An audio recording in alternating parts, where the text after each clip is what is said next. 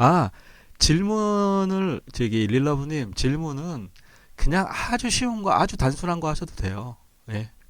무슨 뭐 지금 이 시간이 무슨 완전 전문가들을 위한 시간도 아니고 그냥 기타 좋아하시고 음악 좋아하시는 모든 분들의 시간이기 때문에 전혀 그런 거에 그 구애를 안 받으셔도 돼요.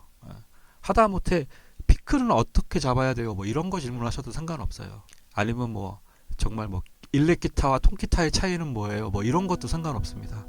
전혀 상관없으니까 예, 음악에 관련된 아무런 질문이나 다 하셔도 됩니다.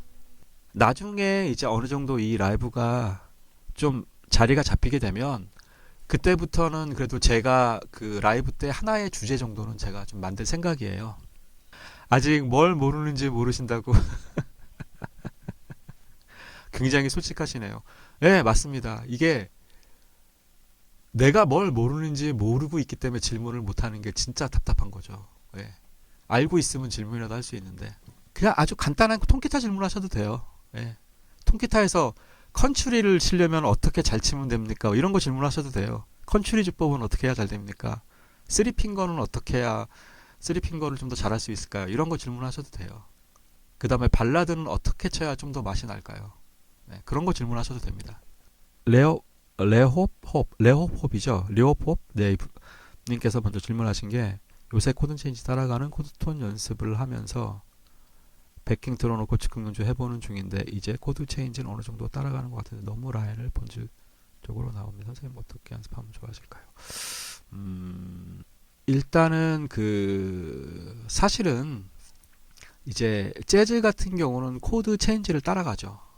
코드 그러니까 이 솔로를 하는 방법은 굉장히 많은데 지금 말씀드리는 건 약간 뜬구름 잡는 걸 수도 있어요. 근데 그 방법은 굉장히 많습니다. 그 중에 하나는 원래 곡의 그 멜로디 있잖아요. 그 멜로디를 가지고 조금씩 중심에 놓고 발전시켜 나가는 방법이 있습니다.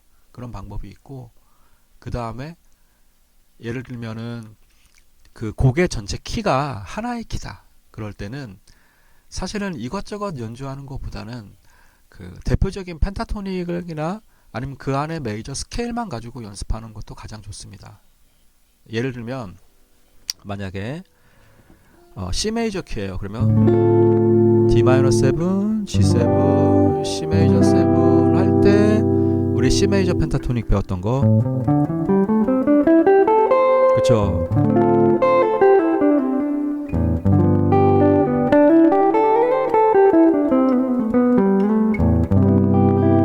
네, 근데 이제 문제는 뭐냐면 거기에 이제 같이 가야 되는 게 리듬, 타임 얘네들이 같이 가야 돼요.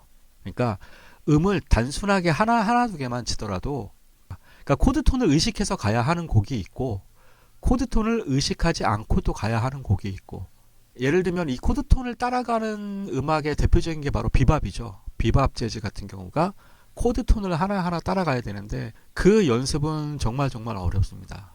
루트부터 시작하는 코드톤뿐만 아니라 진짜 모든 코드톤의 위치를 다 알고 있어야 되거든요.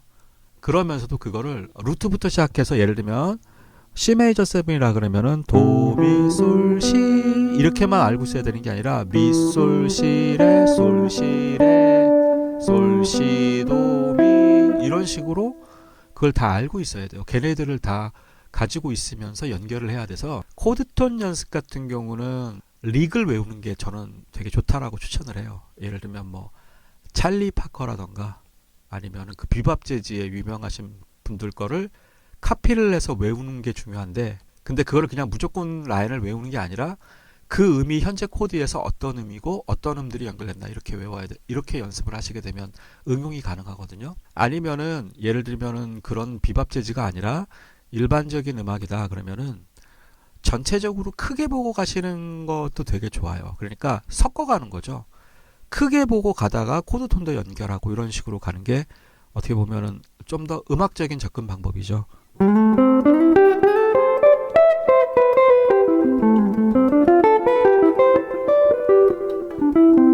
네, 코드톤도 따라가면서 중간에 멜로디 어떤 그 대표적인 펜타토닉의 어떤 그 많이 사용되는 멜로디도 활용을 하고 이런 식으로 그런 식으로 아마 가는 것이 가장 좋지 않을까.